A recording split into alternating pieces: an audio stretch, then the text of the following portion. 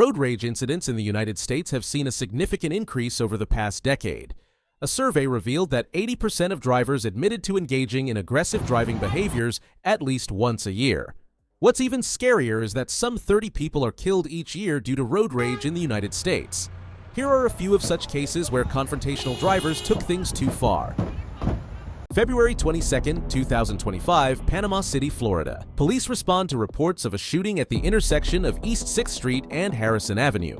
Earlier that Saturday, single mother Georgianne Park Garner was out celebrating her 48th birthday with friends and her daughter, 19-year-old Marilee Lewis. Around 4 p.m., Garner got into a road rage incident with the driver of this pickup truck, 21-year-old Ivy Bella Encino. According to various reports, both parties got out and engaged in a verbal altercation before returning to their vehicles. That's when an onlooker started recording. The video starts with two men having a conversation before getting into the SUV Garner was driving. What happened next was nothing short of shocking.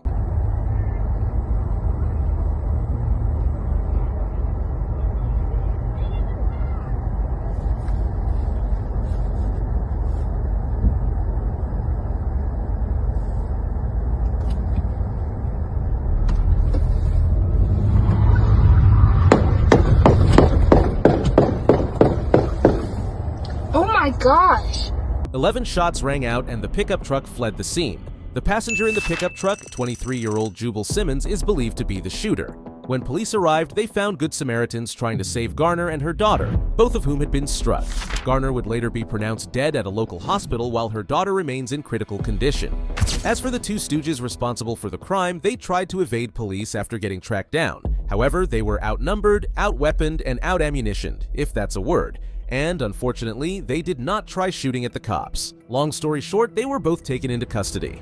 At the time of this video, Jubal Simmons is facing a slew of charges including first-degree murder and attempted murder, while Ivy Bella is charged with accessory to murder, aggravated battery on a law enforcement officer, aggravated fleeing and eluding law enforcement, and driving with a suspended license.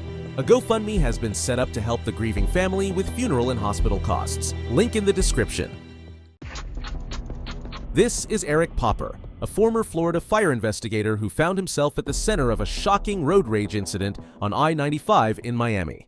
On the morning of June 21, 2021, Popper was driving through busy traffic when he cut off another driver. You would think a normal person would have just shrugged it off, but nope, this driver was like, "Bitch, what the oh!" And so the driver started tailgating and honking at Popper.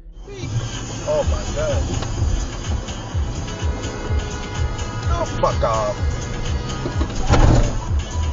After brake checking the driver, dashcam footage from Popper's vehicle shows Popper reaching into his center console, grabbing a handgun, and waiting for the moment to start popping.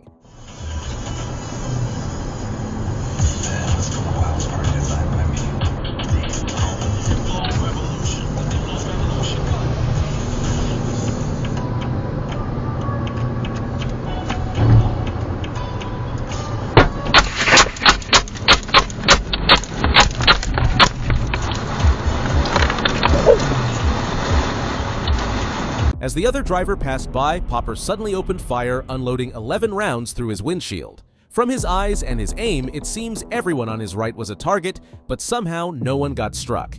After the shooting, Popper pulled over and called 911, claiming he had been shot at and he returned fire in self-defense. The dashcam footage told a different story. He was arrested and charged with aggravated assault with a firearm. However, in 2023, prosecutors dropped the charges after determining he acted in self-defense under Florida's Stand Your Ground law. The victim maintained that he had thrown a water bottle at Popper's car, but he never fired a weapon. I've watched the video many times, did not see a water bottle. I think under the Stand Your Ground law, Mr. Popper was perfectly reasonable and justified in his actions. Right. Here we have William Hale with his family, and over here is Frank Allison with his family. On October 8, 2022, both dads got into a mutual exchange of unpleasantries as they were both driving northbound from Jacksonville, Florida. According to reports, both vehicles were driving erratically and brake checking each other. Then the situation took a turn for the worse when Hale threw a water bottle into Allison's car. Believing he was being fired upon, Allison responded by drawing his handgun and firing a single shot into Hale's vehicle, striking Hale's 5-year-old daughter in the leg. In retaliation, Hale fired multiple shots from his own handgun, hitting Allison's 14-year-old daughter in the back.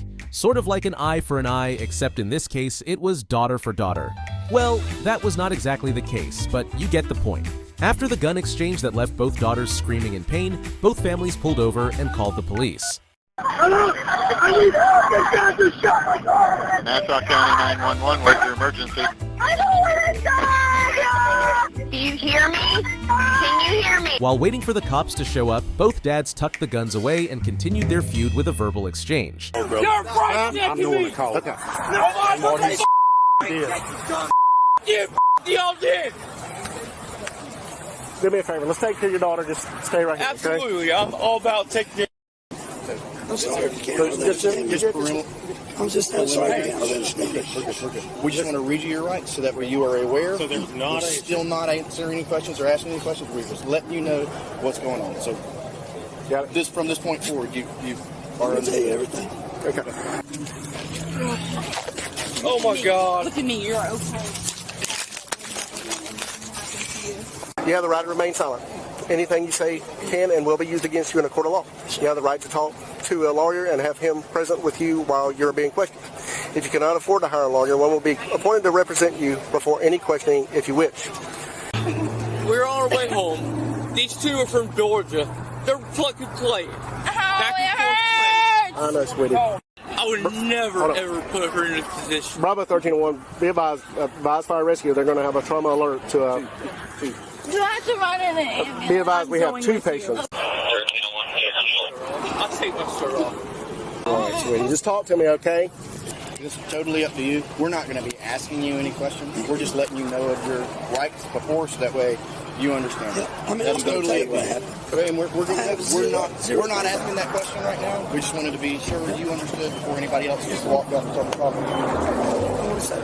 Initially, both fathers were arrested and charged with attempted second-degree murder. However, after investigation, prosecutors determined that Allison's use of force was justified under Florida's self-defense laws, as Hale was identified as the primary aggressor.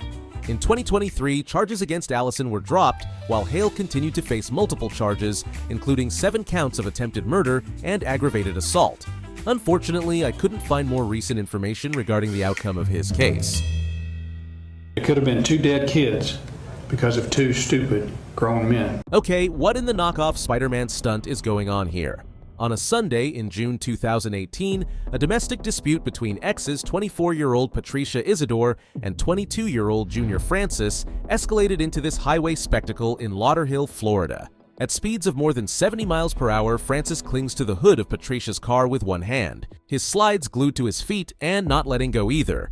According to Patricia, the incident began when she was about to leave their shared residence to pick up her daughter. Francis, in an attempt to stop her from leaving, resorted to climbing onto the hood of her car. Get off! Get off of my car! Get off! After those warnings, the two hit the road. I am so confused.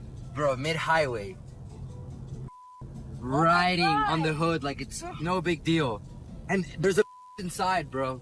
And I think they're talking to each other. Bro, she's definitely off at him or something. This is crazy.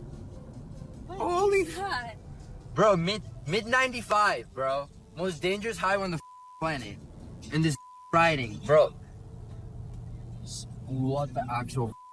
During the harrowing 19-mile journey, Francis dialed 911, seeking assistance while gripping the vehicle's hood. The ordeal came to an end when Patricia pulled over near an off-ramp where law enforcement intervened. Lauderhill police arrested her on charges of culpable negligence and exposing a person to harm. She was subsequently released on bond. He won't leave me alone. He's threatening people in my family. And the police didn't do that about it, so I just hopped on the I-95 and I wanted to get my daughter. And that's when you guys seen him flying, hanging onto the car because he wouldn't leave me alone. He won't get off the car. On June 10th, 2023, 42-year-old Sydney Meckham of Portland, Oregon, became the talk of the town after a chaotic scene during the city's Grand Floral Parade. Longtime residents of Portland like Meckham should be familiar with the parade, which has been held annually for the better part of the last 100 years. Despite having a suspended license and no car insurance, Meckham decided it was a good day to go see his mother as fast as he possibly could.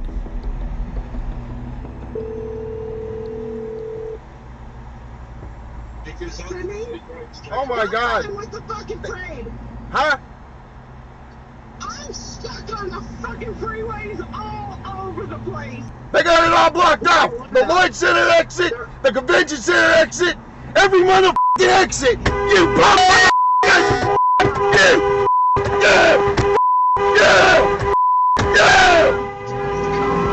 Now, it's hard to tell which kind of substance was marinating in Meckham's head, but as he kept encountering roadwork, closed exits, and backlogged traffic along his path, he was becoming more and more ticked off. Kinda like ticked off Vic. With nothing else to do, Meckham decides he is just going to swerve around barriers and plow through cones until he gets to his destination. He took the Broadway Weidler Street exit, which was closed for the parade, and then drove onto an embankment to get around barricades blocking vehicular access to the parade ground. The parade was due to start in 20 minutes, and spectators, including children, were on the street. Meckham's truck came dangerously close to hitting them.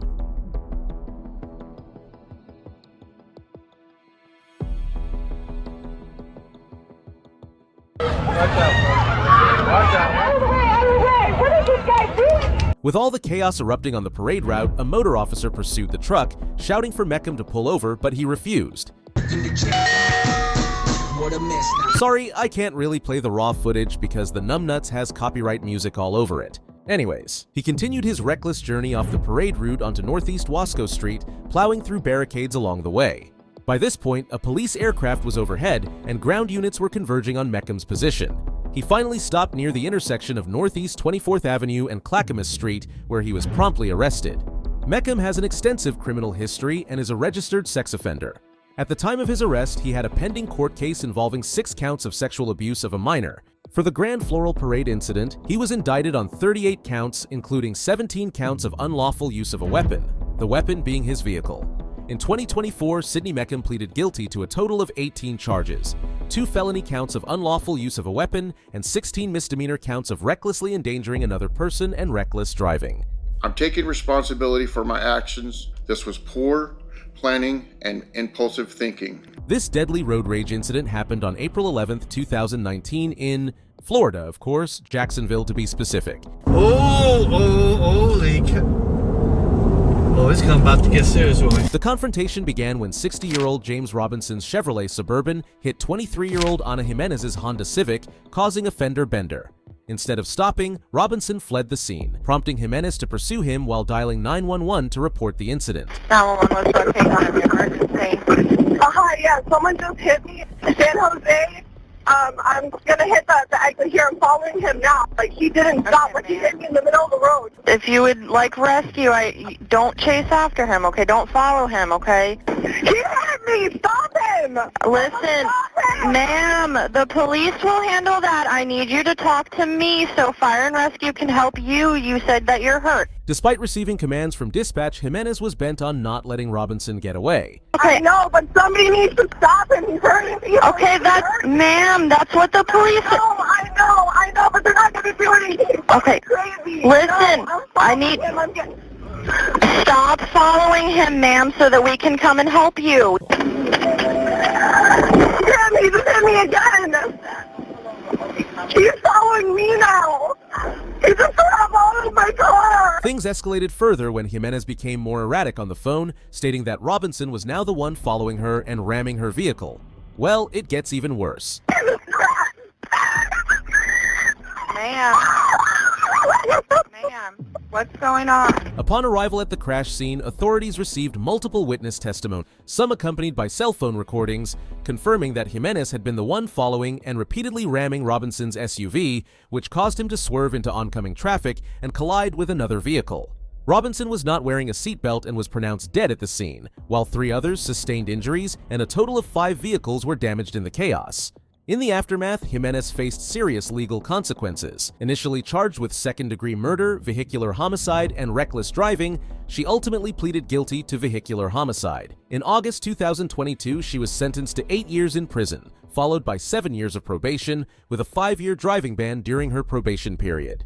While Robinson appears to be an innocent 60-year-old man who lost his life in a road rage incident, that is actually not the case.